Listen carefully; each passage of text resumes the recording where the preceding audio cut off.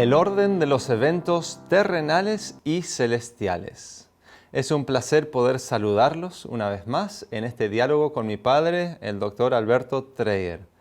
En el tema de hoy, en la serie que estamos llevando por título Diálogos sobre el Templo del Apocalipsis, vamos a presentar especial atención al orden de los eventos terrenales y celestiales.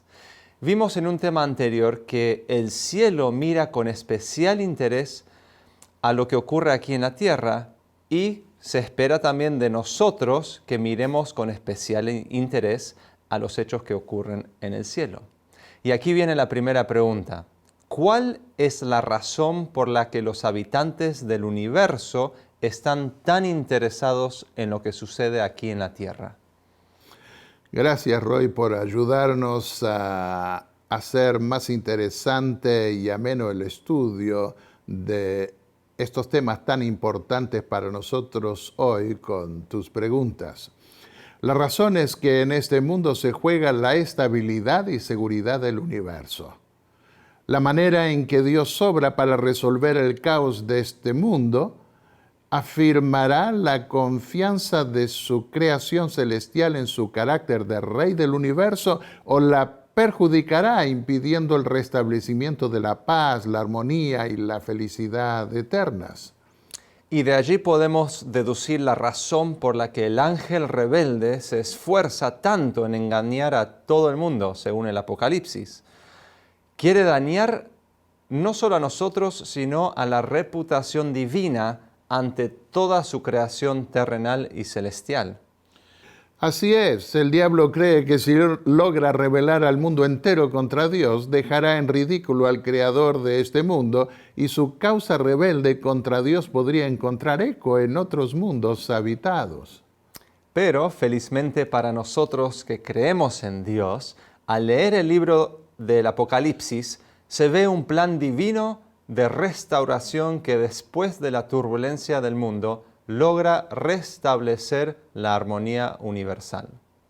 Es evidente al leer Apocalipsis capítulos 4 y 5 que el diablo no está logrando su objetivo de desacreditar a Dios por su creación, porque la corte del cielo considera digno a Dios y a su Hijo de recibir todo honor y toda alabanza por ser no solo el creador de este mundo, sino también el redentor de toda su creación, de esta creación en particular de la tierra. Y es justamente eso lo que quiere Dios que hagamos nosotros acá en la tierra también. Por eso el primer mensaje angélico extiende un llamado a temer a Dios y darle gloria, porque la hora del juicio ha llegado. Y en ese contexto requiere que adoremos al que hizo toda esta creación. Ese pasaje se encuentra en Apocalipsis 14, 6 y 7. Este mundo se está transformando en un caos global, lo vemos por todos lados. Y por lo que veo, la manera que Dios tiene para arreglar este desastre es mediante un juicio en los cielos que lo vindique a Él como siendo digno de ser adorado por su obra de creación. Y esto a pesar de todo este descalabro. Para revelar su verdadero carácter difamado por el ángel rebelde, Dios envió a su Hijo con el propósito de redimir a los que acepten el Evangelio. Por eso, la corte final de juicio termina alabando a su Hijo también como siendo digno de recibir toda la honra y la gloria del cielo por su obra de redención. Y el Apocalipsis también menciona varias veces a los moradores de la tierra y a los moradores del cielo. Y siempre parece hacerlo por contraste, haciendo diferencia entre los del cielo y los de la tierra. Los moradores de la tierra persiguen a los moradores del cielo. Así es, los moradores de la tierra miran hacia la tierra, hacia el anticristo que pretende ocupar el lugar de Cristo en la tierra. Y los moradores del cielo miran hacia el cielo donde se encuentra Jesús intercediendo por ellos. Pero entonces cabe la pregunta, ¿dónde están los moradores del cielo? ¿Están en el cielo o aquí en la tierra? No importa dónde estén, los moradores del cielo son los que viven en el cielo, Dios, su Hijo, los ángeles, y también los que desde la tierra ponen su mirada en las cosas del cielo, ya que mediante Cristo pasamos a formar parte de la familia del cielo. Por eso, al orar a Dios, lo hacemos con la confianza de saber que formamos parte de la misma familia celestial, ya que se nos considera ciudadanos de la patria eterna. Leamos lo que escribió el apóstol Pablo. Nuestra ciudadanía está en los cielos, de donde también esperamos al Salvador, al Señor Jesucristo. Filipenses 3:20. Por esta causa doblo mis rodillas ante el Padre de nuestro Señor Jesucristo, dice el apóstol Pablo, de quien recibe nombre toda familia en el cielo y en la tierra. Efesios 3:15.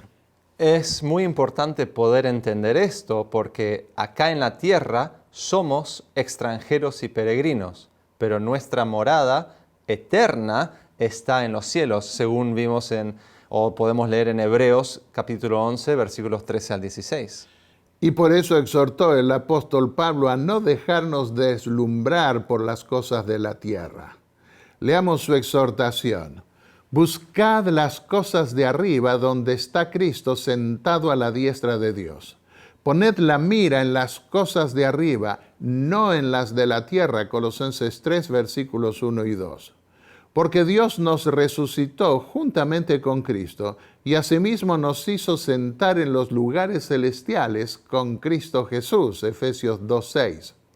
Es por la fe, en una dimensión espiritual, que moramos en la esfera celestial, ya que por medio de Cristo, sigue diciéndonos el apóstol, tenemos acceso a Dios mediante el Espíritu Santo. Efesios 2:18.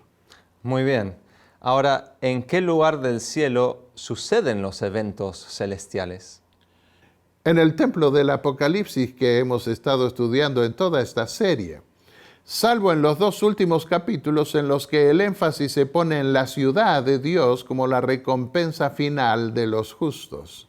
Quiere decir entonces que los moradores del cielo ponen su vista en el ministerio de intercesión y juicio que se da en el templo del cielo, y los moradores de la tierra intentan resolver sus problemas recurriendo a una intercesión impostora terrenal. Los moradores de la tierra adoran al anticristo representado por una bestia terrible que blasfema contra el templo de Dios y los que moran en él. Y son tan engañados por ese anticristo que también persiguen a los moradores del cielo en su peregrinación a su hogar celestial. El tema es muy abarcante, por lo cual leeré acá solo algunos pasajes. En Apocalipsis 13, versículos 6 al 8, se nos dice que el anticristo abrió su boca en blasfemias contra Dios para blasfemar de su nombre, de su tabernáculo y de los que moran en el cielo. Y se le permitió hacer guerra contra los santos y vencerlos. Y la adoraron todos los moradores de la tierra cuyos nombres no estaban escritos en el libro de la vida del Cordero. Y al ser perseguidos, los mártires del quinto sello claman a Dios por justicia bajo el altar de intercesión celestial, diciendo: ¿Hasta cuándo, oh Señor, santo y verdadero, esperarás para juzgar y vengar nuestra sangre de los que moran en la tierra? Apocalipsis 6:10. ¿Y cuál es el orden de los eventos que se desarrollan en el templo celestial con respecto o en relación con los eventos históricos de acá a la tierra? Si queremos entender bien el orden de los eventos celestiales, tenemos que entender también bien el orden de los eventos terrenales y su correspondencia. ¿Cuál es el orden de los eventos del templo celestial? Dios anticipó ese orden en el antiguo templo de Israel con la intercesión diaria que se efectuaba en el lugar santo y otra intercesión final que se llevaba a cabo al concluir el año en el lugar santísimo. ¿Cómo se relacionan los eventos terrenales y celestiales? Según los libros apocalípticos de Daniel y de Juan, mientras Cristo lleva a cabo su intercesión regular en el lugar santo del templo celestial, aquí en la tierra el anticristo blasfema contra el templo del cielo, suplantando esa intercesión por otra impostora en la tierra. Así se burla del ministerio sacerdotal de Cristo en el cielo y procura destruir a los que confían en la intercesión celestial desde la tierra. Y también es interesante ver que en la intercesión final se consuma la obra de salvación con el establecimiento del tribunal del cielo en el lugar santísimo y la investidura del Cordero para reinar eternamente sobre su pueblo. Es confortable saber que según el plan divino de salvación, trazado por Dios en el santuario terrenal que ahora se cumple en el cielo, la impostura y el odio perseguidor del ángel rebelde no durarán para siempre. El templo celestial será vindicado y todos los moradores del cielo juntamente con él, incluyéndonos a nosotros, seremos vindicados. ¿Cómo podemos saber en qué momento nos encontramos de la intercesión celestial? Y según tengo entendido, estamos en la época en que Cristo concluye su intercesión celestial mediante una obra de juicio en el lugar santísimo. Hay varios indicadores que Dios dejó en el Apocalipsis para que pudiésemos leer el reloj profético de los servicios del templo celestial. Eso ocurriría después del tiempo de opresión que ejercería el anticristo romano que, según se le reveló al profeta Daniel, surgiría como un cuerno de una bestia perseguidora que representaba al antiguo imperio romano. La historia muestra que eso ocurrió en la Edad Media y se extendió por 1200 años hasta 1798, cuando se le quitó su autoridad política al papado romano. Las masacres espantosas llevadas a cabo por esa institución político-religiosa durante tanto tiempo no se pueden ocultar. De ese período habla abundantemente también el Apocalipsis, en donde se desenmascara su carácter blasfemo contra Dios, su templo y los que habitan en él. Pero Dios fue más específico aún. A través del mismo profeta Daniel indicó la fecha en que comenzaría la intercesión final de Cristo en el santuario celestial con la escena del juicio que ya hemos considerado en esta serie.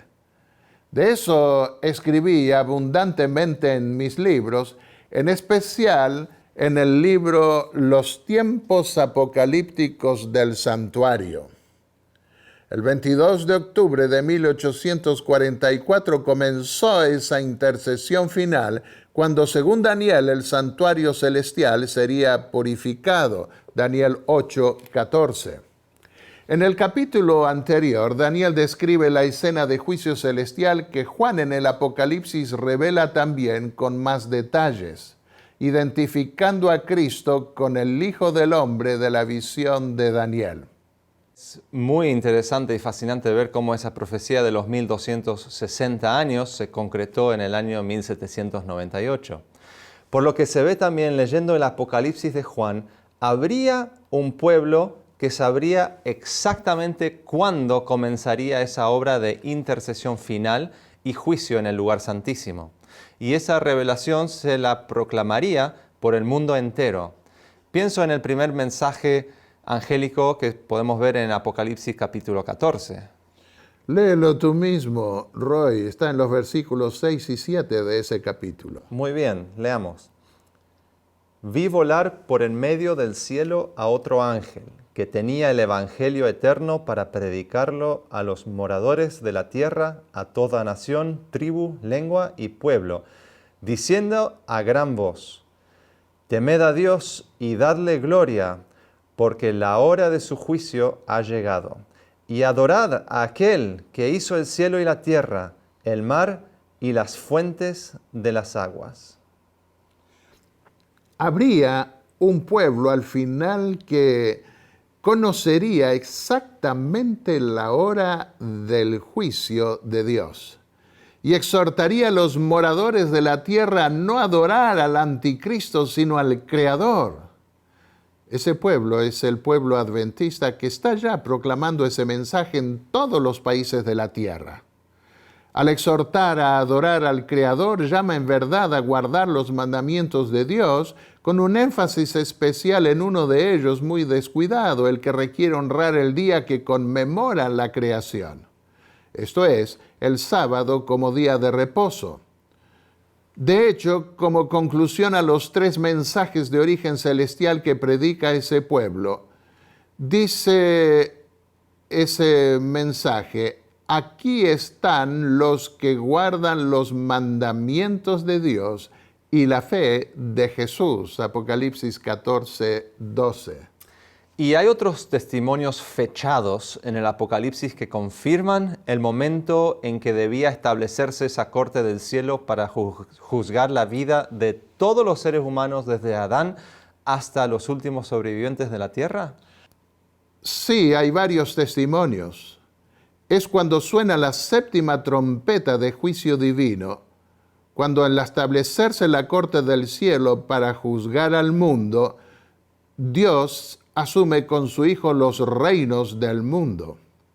Juan ve abrirse en ese contexto el lugar santísimo del templo celestial con las siguientes palabras: el 7º ángel tocó la trompeta y hubo grandes voces en el cielo que decían: los reinos del mundo han venido a ser de nuestro Señor y de su Cristo, y Él reinará por los siglos de los siglos.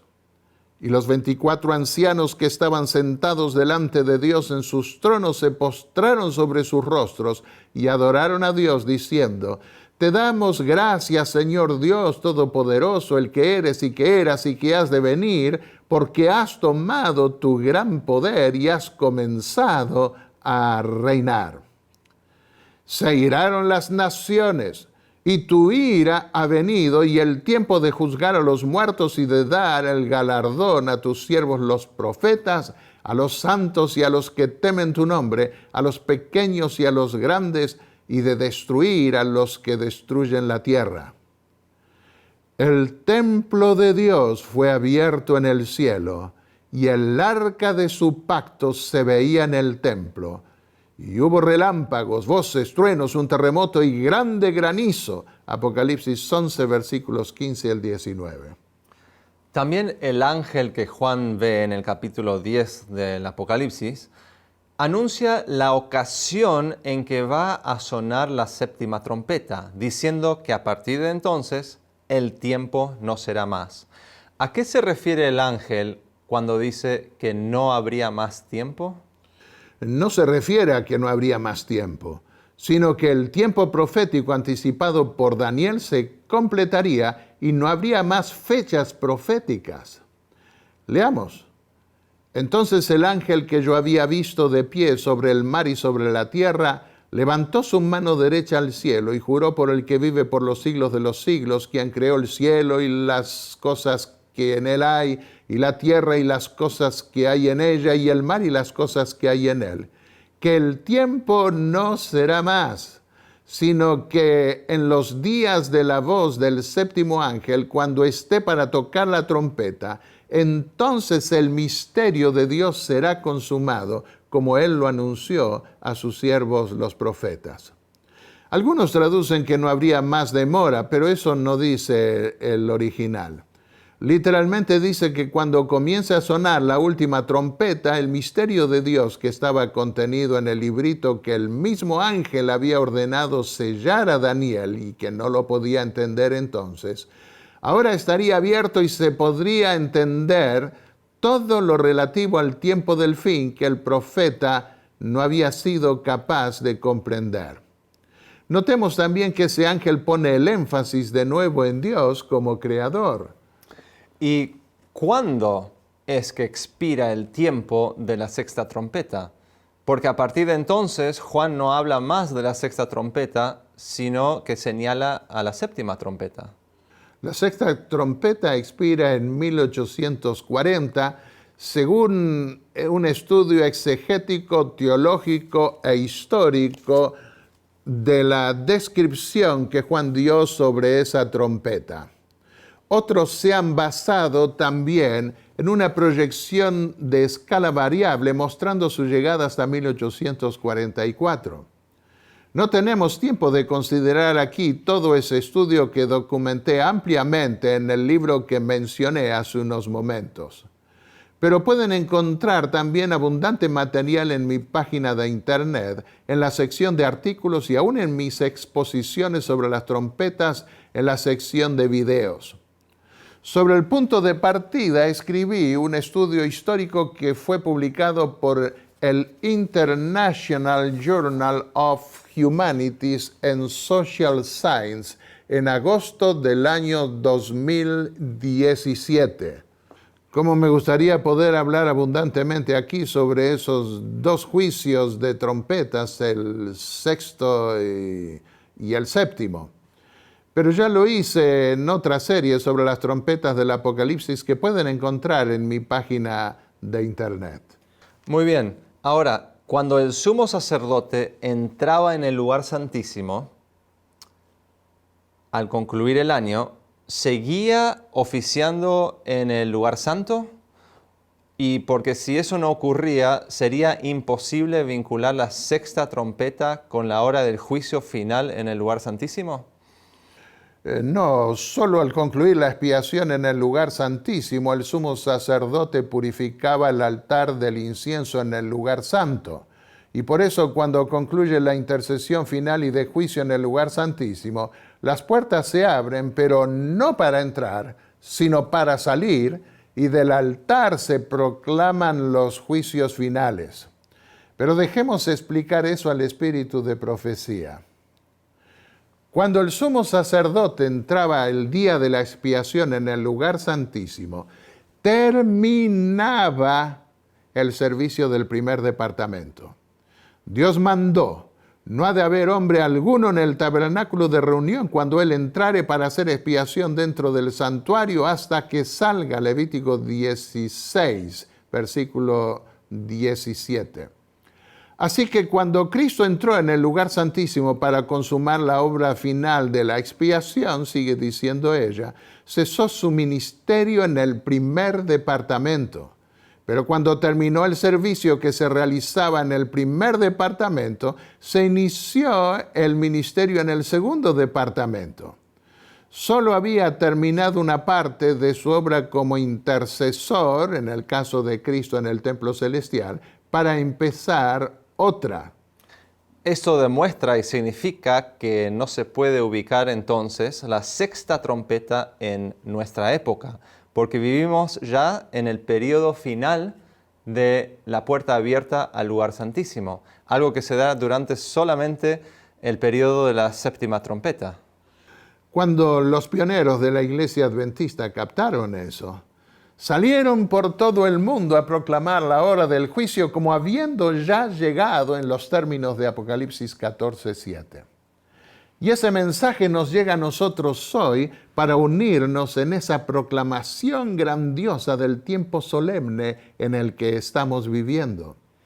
Y algunos teólogos de nuestra iglesia en la actualidad tratan de entender el Apocalipsis como una obra literaria y ven en la primera parte una sección histórica basada en el lugar santo y en la segunda parte una sección escatológica basada en el lugar santísimo. ¿Estás de acuerdo con esa división literaria? No, por supuesto que no. En cada séptuple serie profética se ve el ministerio de Cristo en el lugar santo que culmina al final en el lugar santísimo. No hay que esperar hasta llegar a la segunda mitad del Apocalipsis para pasar al lugar santísimo. Y entonces, ¿en qué consiste el método estructural para interpretar la Biblia? Ya que hoy se lo usa mucho en el mundo teológico cristiano. El método estructural no es muy antiguo. Fue Kenneth Strand quien lo introdujo en nuestra iglesia por los años 70 del siglo pasado en relación con el libro del Apocalipsis. El problema es que tales estructuras son a menudo fabricadas según las presuposiciones del intérprete y luego impuestas al texto para no percibir el cuadro real proyectado por la profecía. mientras que Strand advirtió sobre la subjetividad del método en Foundational Principles of Interpretation, página 31, una segunda generación de teólogos terminó adoptándolo en forma casi dogmática para extraer conclusiones teológicas contrarias al contenido mismo de las visiones estudiadas. Las propuestas que esos teólogos han estado ofreciendo sobre la estructura literaria del Apocalipsis no son otra cosa que especulaciones basadas en teorías conspirativas sobre lo que Juan podría haber tenido en mente al relatar sus visiones. Por eso tales propuestas están llenas de frases dubitativas y en donde los mismos intérpretes no se atreven a dar ninguna certeza sobre sus suposiciones estructurales. ¿Podrías explicar un poco más acerca de este punto, dando más detalles sobre la manera contradictoria en la que dividen el Apocalipsis entonces esos autores? Sí, en mi página de internet lo he hecho. La mayoría de los intérpretes modernos ve dos secciones definidas en el Apocalipsis que van del capítulo 1 al 11 y del 12 al 22. En eso estoy de acuerdo. Pero Kenneth Strand definió la primera sección como siendo histórica y la segunda como siendo escatológica, es decir, relativa a los eventos finales. Desde allí en adelante, algunos comentarios actuales que provienen mayormente de la Universidad de Andrews se han puesto a dividir en forma diferente el Apocalipsis. Y esto se debe a que nadie puede negar que las visiones que siguen al capítulo 11 contienen también mucho de historia. El capítulo 12, por ejemplo, hace historia del origen del mal hasta la crisis final, y el capítulo 13 describe la historia del anticristo medieval hasta su fin. Por eso algunos han intentado ubicar la segunda sección del Apocalipsis a partir del capítulo 15 o aún del capítulo 16. Pero tampoco pueden librarse de ver que el capítulo 17 es también histórico porque recapitula la historia sanguinaria de la ramera apocalíptica hasta que es destruida, e incluso habla de los 7 montes que representan a todos los poderes de la tierra que se levantaron contra Dios y que están retratados como en una maqueta en los 7 montes o colinas de la ciudad de Roma. El problema se complicó más todavía con el comentario de otro autor más reciente, quien para mantener la nomenclatura usada por Kenneth Strand, concluyó que toda la primera sección supuestamente histórica del Apocalipsis se cumple en el lugar santo y que solo en el capítulo 11 se abre la puerta al lugar santísimo, iniciando la sección supuestamente escatológica.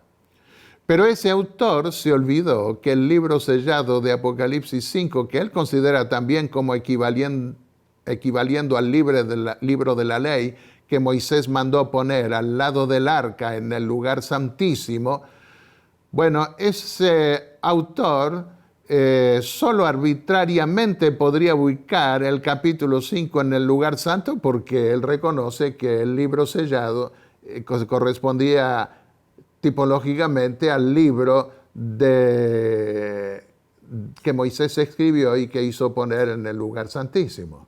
A un otro autor que siguió con ese entretenimiento literario vio en Apocalipsis 11:1 que se usa el término naos, que significa templo, en referencia más definida al lugar santísimo. Por lo cual dividió el Apocalipsis en una primera mitad en el lugar santo que llega hasta el capítulo 10 y una segunda mitad en el lugar santísimo que llega al capítulo 22. Y esto a pesar de admitir que el término naos se encuentra ya en Apocalipsis 3:12 y 7:15. De manera que una clasificación tal en histórico y escatológico es demasiado general y nunca puede ser establecida en forma rígida para negar el constante ir y venir de la historia en todo el Apocalipsis. Interesante saber todo esto, algo que yo no conocía personalmente y quizás muchos de ustedes tampoco, pero el Apocalipsis está tan lleno y rico de enseñanzas que no solamente son del pasado y ni lo que sucede en el cielo, sino en manera práctica lo que lo que nos afecta a nosotros en el día a día. Y la primera mitad de ese libro, el Apocalipsis, ¿no es entonces solo histórico? No. Allí se dan las séptuples series proféticas que desembocan siempre en la época final frente al trono de Dios. Por otro lado, en los días de Juan, toda esa sección que esos intérpretes recientes consideran como siendo histórica, estaba todavía en el futuro. Ya vimos también en temas anteriores que aunque a veces se vean los muebles del lugar santo frente al trono de Dios, eso no significa que el trono debía estar en el lugar santo. En el Apocalipsis, la visión del trono se da siempre en el lugar santísimo. La puerta está abierta entre los dos compartimentos, lo que permite ver conectados el lugar santo con el lugar santísimo. Recientemente también se ha propuesto que la primera visión está enfocada en la Pascua, la primera fiesta del año, y la segunda visión estaría enfocada en el Pentecostés, que ocurría alrededor de 50 días más tarde de esa primera fiesta. ¿Es esto así?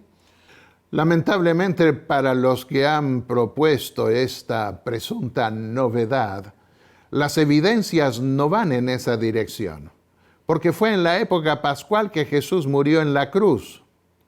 Pero en esa primera visión de Juan, Jesús refiere su muerte y resurrección como habiendo tenido lugar en el pasado, y el apóstol lo ve oficiando ya entre los candelabros del lugar santo del templo celestial.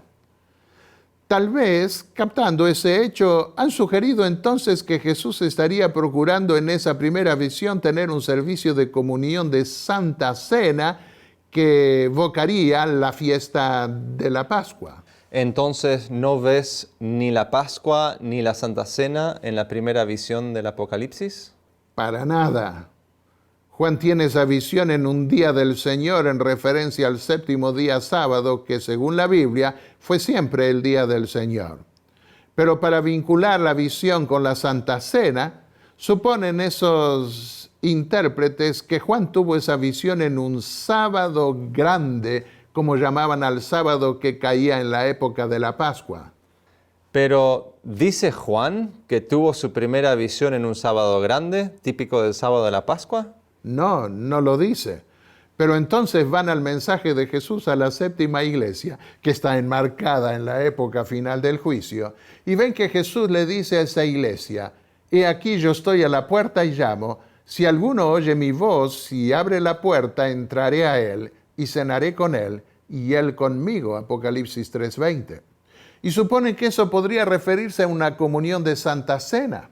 Eso es forzado, porque el llamado de Jesús a esa iglesia del fin es un llamado a abrir la puerta del corazón, y Jesús usa como ilustración la típica hospitalidad antigua de la que habló el apóstol Pablo cuando dijo: «No os olvidéis de la hospitalidad, porque por ella algunos, sin saberlo, hospedaron ángeles». Hebreos 13:2. Por lo cual, por más buena voluntad que queramos tener para ver la Santa Cena en la primera visión del Apocalipsis, las evidencias se esfuman.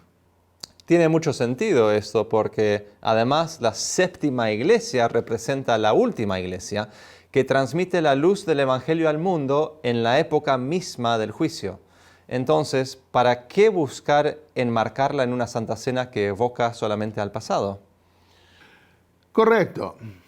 No debemos dar rienda suelta a nuestra imaginación para distraer la atención del verdadero propósito de esa iglesia, cuyo nombre Laodicea significa juicio del pueblo. Esa iglesia está inmersa en la puerta abierta al lugar santísimo del templo celestial, lo que la vincula con la fiesta del día de la expiación en el séptimo mes, no con la Pascua al comienzo de la dispensación cristiana. Quiere decir entonces que si la primera visión se la enmarca arbitrariamente en un contexto pascual, entonces la segunda visión tiene forzosamente que tratarse del Pentecostés, porque esa era la fiesta que seguía la Pascua. Allí está el problema.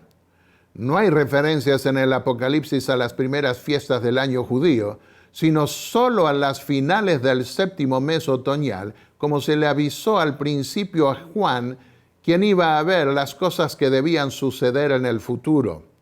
Por lo cual el orden de los eventos en el Apocalipsis no es el de una fiesta que debe suceder a una fiesta anterior, sino de un ministerio en el lugar santísimo que debe suceder al ministerio sacerdotal en el lugar santo. Eso sucedía en el día de la expiación al concluir los servicios del templo con su purificación en el 7º mes. También propuso otro autor reciente que toda la primera mitad del Apocalipsis estaría enfocada en el servicio diario del lugar santo, que en hebreo se lo denomina Tamid, y para ello intenta basarse en el compendio de las tradiciones judías que se compilaron más tarde en el tratado de la Mishnah.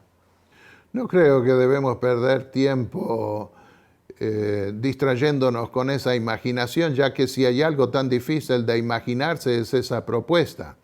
Porque para fundamentar tal ocurrencia se imaginan cosas que la tradición judía de la Mishnah no dice, y se olvidan de que el Tamid nunca se efectuaba en el lugar santísimo. Si diéramos crédito a su interpretación, ¿qué hacemos entonces con el libro sellado que se guardaba al lado del arca, según vimos en otro tema, y con los 4 querubines esculpidos que estaban alrededor del arca en el templo de Salomón? En esencia, entonces, debemos descartar por completo el método literario estructural para interpretar el Apocalipsis. No digo eso. Lo que digo es que no debemos recurrir a presuntos enfoques literarios de otras obras como la Mishnah para tratar de meter todo lo que podamos en esos cuadros ajenos a la revelación. Y entonces, ¿por qué ciertos autores buscan fuera del Apocalipsis semejanzas que admiten no ser explícitas para interpretar sus visiones, en lugar de buscar las tantas evidencias que da el mismo Apocalipsis por su significado? Esos métodos estructuralistas distraen a menudo del verdadero propósito del Apocalipsis. Los que se obsesionan con ese método pierden interés en la historia que da sentido a las visiones de Juan. Es como si alguien nos enviase un regalo finamente envuelto en un papel especial con una cinta bonita, y en lugar de abrir el paquete para ver el regalo, nos ponemos a agradecer su envoltura y a compararla con la manera en que envolvieron otros regalos. Pero peor aún, tanto interés despierta en algunos la envoltura del paquete, la envoltura literaria, que a menudo se toman el atrevimiento de pretender que pueden envolver el regalo de una manera más bonita aún, según las ideas particulares del intérprete, porque no les convence la manera en que lo hizo el apóstol Juan. Y puede ser un engaño muy sutil y peligroso. Dicho de otra manera, se pone el énfasis en la persona que escribe en lugar de ponerla en el Dios que revela el mensaje. Y así se corre el riesgo de dejar de percibir cuánto interés tiene la corte del cielo en nuestra salvación y en la resolución definitiva de los problemas de este mundo. Entiendo que preparaste un gráfico que explica la estructura del Apocalipsis, especialmente de su primera parte, basado en los muebles y las puertas del santuario. ¿Podrías mostrarlo? Cada séptuple visión culmina en la manifestación impresionante de relámpagos y truenos que acompañan a la majestad del cielo cuando pronuncia su juicio. En la primera visión sobresalen los candelabros del lugar santo, que culminan en la siguiente visión en el trono del lugar santísimo. La puerta está abierta para entonces entre el lugar santo y el lugar santísimo, por lo que se ve el candelabro de la séptima iglesia frente al trono de Dios en el lugar santísimo. Notemos en Apocalipsis 4:5 una expresión que se repite en cada séptuple serie profética, marcando la terminación de cada serie, y en este caso de la serie de las iglesias. Relámpagos, voces, truenos, que son manifestaciones de la gloria de Dios. Una vez que el Cordero toma el libro, comienza a abrirlo, siempre en el lugar santísimo. lo que le permite a la corte revisar la clase de testimonio sellado de los que pretendieron pactar con Dios sobre la base de su palabra. De esto no podemos aquí hablar en detalle. Algo más de ello dijimos en un tema anterior y lo desarrollo ampliamente en mis libros. La serie termina en el 7º sello con la visión de las trompetas y la intercesión celestial sobre el altar del incienso hasta su consumación. Allí se ven de nuevo en Apocalipsis 8:5 los relámpagos, voces y truenos que marcan el fin de la visión de los sellos. Luego se proyecta la visión de las trompetas que culmina en la 7ª trompeta con la puerta abierta al arca en el lugar santísimo. La 6ª trompeta estaba ligada aún al lugar santo porque la voz proviene de los cuernos del altar de oro. En esa visión se ve la respuesta de Dios como firmante especial del pacto que hizo con su iglesia al clamor de los mártires del 5º sello. La corte del cielo puede ver que Dios cumplió con su pacto enviando juicios contra el imperio que los oprimía, y al ángel del pacto, Cristo mismo, se lo ve allí intercediendo por ellos para fortalecerlos con su espíritu en el momento de su mayor prueba. Es decir, podemos ver que mientras las 6 primeras trompetas, la ira de Dios es contenida con juicios parciales, pero en la 7ª trompeta se llega el tiempo en que la ira de Dios se consuma. Y esa ira se cumple en el derramamiento de las 7 plagas, que consuman la ira de Dios sobre un mundo rebelde. Apocalipsis 16 dice que todas esas plagas son finales y que en ellas se completa la ira de Dios con la destrucción del mundo y la redención de los que recibieron el sello protector de Dios. Quiere decir entonces que el Cordero abre los sellos del libro que le da su Padre en el mismo lugar santísimo, porque esos son seres vivientes o querubines, como los describió el profeta Ezequiel, quienes llaman a Juan a prestar atención especial al rompimiento de los primeros 4 sellos. Así es, leamos esos pasajes. Vi cuando el Cordero abrió uno de los sellos y oí a uno de los 4 seres vivientes decir como con voz de trueno, ven y mira, Apocalipsis 6:1. Cuando abrió el 2º sello, oí al 2º ser viviente que decía, ven y mira, Apocalipsis 6:3. Lo mismo sucede con el 3er sello y una voz que proviene de donde está el Cordero frente al trono de su Padre en el centro de la escena explica el significado del símbolo. Y oí una voz de en medio de los 4 seres vivientes que decía, 2 libras de trigo por 1 denario y 6 libras de cebada por 1 denario, pero no dañes el aceite ni el vino. Apocalipsis 6, versículos 5 al 6. Notemos que Juan ve el contenido del sello y la explicación que escucha sobre el símbolo de ese sello proviene de los 4 querubines o del mismo centro de la escena donde está Cristo. Y en el 5º sello, Juan ve los mártires que claman bajo el altar y escucha su clamor. Lo que escucha proviene de esos mártires, no de la corte misma del cielo. Exacto. Estamos en la Edad Media, ya que no se trata ni del primer sello ni del último 7º sello. Llama la atención el hecho de que esos mártires murieron bajo la intercesión de Cristo sobre el altar del incienso.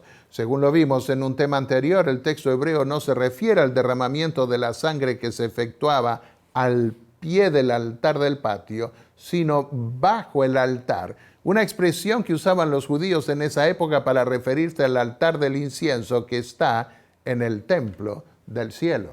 Por lo que veo, los mártires de la Edad Media esperaban que ese juicio celestial se diese en el futuro para vindicarlos. Correcto, la expresión que usan en ese clamor es, ¿hasta cuándo, Señor, justo y verdadero, no vengas nuestra sangre de los que moran en la tierra? Esa expresión la usa el profeta Daniel más de una vez para referirse al tiempo del fin, según sus propias palabras, cuando el santuario celestial sería purificado mediante una obra de juicio al abrirse la puerta al lugar santísimo. Es decir, ¿hasta cuándo suceden todas esas calamidades en la tierra? Hasta que se abre la puerta al lugar santísimo. Eso está en Daniel 8, 13 y 14 y en el capítulo 12. En otras palabras, esos mártires que estuvieron conectados con el altar del lugar santo, claman por el día en que fuesen vindicados en el juicio cuando se abriese la puerta al lugar santísimo. Sí, pero notemos algo que no debemos pasar por alto. El clamor de los mártires del medioevo llega a la corte final de juicio y la corte responde a ese clamor otorgándoles las ropas blancas definitivas de la justicia de Cristo. Comparemos las promesas de Jesús a la quinta iglesia con lo que Juan ve que hace la corte al final. Andarán conmigo en vestiduras blancas, dice el Señor, porque son dignas. El que venciere será vestido de vestiduras blancas, y no borraré su nombre del libro de la vida, y confesaré su nombre delante de mi Padre y delante de sus ángeles. Apocalipsis 3:5. Cuando confiere la corte del cielo las ropas blancas definitivas de la justicia de Cristo, para que estén con Él en su reino vestidos de ropas blancas? En el juicio, porque como dijo el apóstol Pablo, está establecido que los hombres mueran una vez y después de esto el juicio, Hebreos 9:27. Y eso es lo que ocurre durante el rompimiento de los sellos. La corte escucha el clamor de los que murieron en el período del quinto sello, que corresponde a la Edad Media, y les responde asignándoles las ropas blancas prometidas. Leamos.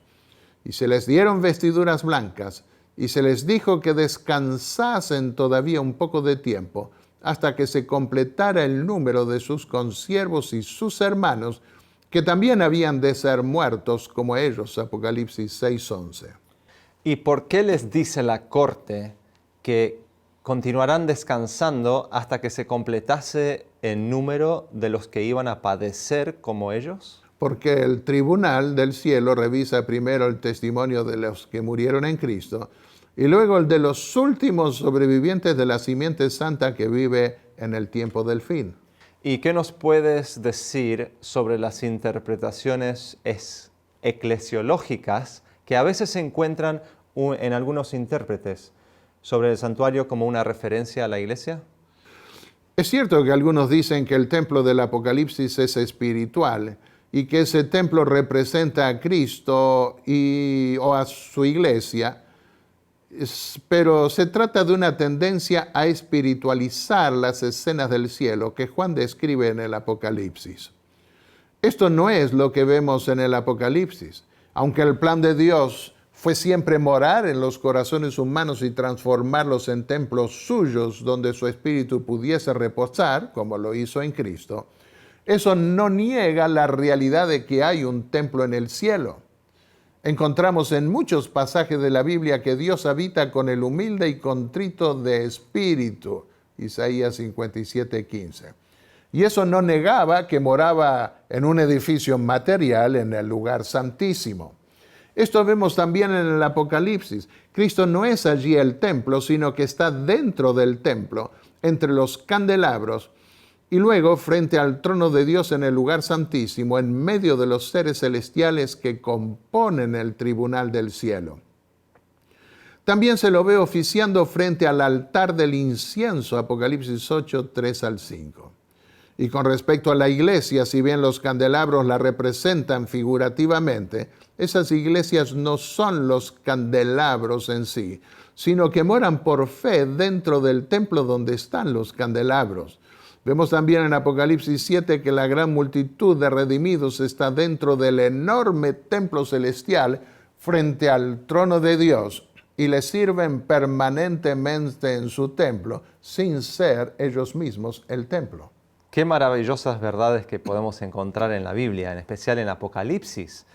Pero también qué lástima que no podemos seguir preguntando y estudiando más de este tema porque el tiempo se nos está yendo. Se fue la hora y hay que cerrar este tema de la serie que titulaste Diálogos sobre el Templo del Apocalipsis. Habría mucho más para decir sobre el templo del Apocalipsis, pero suficiente por hoy con lo mucho que hemos estudiado. Lo que más nos conmueve es saber que mientras que los moradores de la tierra son engañados por el anticristo para terminar honrando la criatura en vez del Creador, los moradores del cielo se toman el tiempo para glorificar al Creador y al Redentor. Mientras que en la tierra el ambiente se prepara para la unión del mundo bajo el liderazgo de un impostor, el anticristo, la corte del cielo se prepara para investir y coronar para siempre al Redentor de esta creación, Cristo Jesús, nuestro Salvador. Nuestro deseo es que confiemos en Dios y en sus propósitos. Ante un mundo que se vuelve cada vez más incontrolable, debemos saber que por encima del caos hay un Dios que lo ve todo y hará justicia. Desde su templo, la corte del cielo y Dios mismo miran hacia la tierra y prometen una solución definitiva a todos estos males. Hay un mundo mejor, como se ve al concluir el Apocalipsis. Miremos más allá de los males presentes y confiemos en la palabra de Dios, porque Él no miente, sino que cumple sus promesas. Pronto entraremos por las puertas de la ciudad de Dios en el cielo, donde Cristo será nuestro Rey para siempre. Oremos. Padre y Dios Santo que estás en los cielos, gracias por las revelaciones tan extraordinarias que nos das en el último libro de la Biblia. Gracias por las revelaciones de las actividades que se dan en el templo celestial. Queremos, Señor, estar conectados con lo que allí sucede y compartir con otros esa revelación tan grandiosa de tu reino, para que puedan disfrutar con nosotros de esa comunión contigo y tener esa esperanza y esa confianza de que pronto este mundo pasará y nos permitirás vivir eternamente en tu reino. Bendice a todos los oyentes, bendícenos a nosotros y bendice a tus hijos en todo el mundo. Ven pronto, en el nombre de Jesús. Amén. Amén.